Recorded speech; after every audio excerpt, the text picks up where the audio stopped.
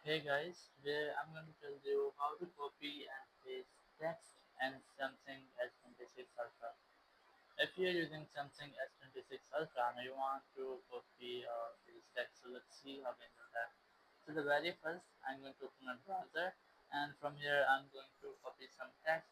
You just have to select the text which you want to copy. Let's say I want to select this one. Just keep a long press on the single word and then just expand these arrows to select a long area from here. And here you will see the copy option. You just have to click on copy and your text will be copied. And once you have copied, you just have to go back, open your SMS app or anywhere that you want to paste. I'm going to select my SMS app here. Now here you will see the copy text. You just have to click on it and your text will be pasted. You can send it, or if it's disabled after one time, you can click on this paste icon to see your copy text. Just click on that and it will be pasted again.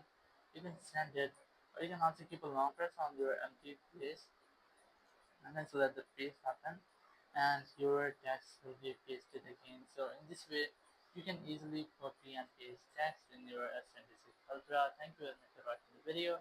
Until next video, bye bye.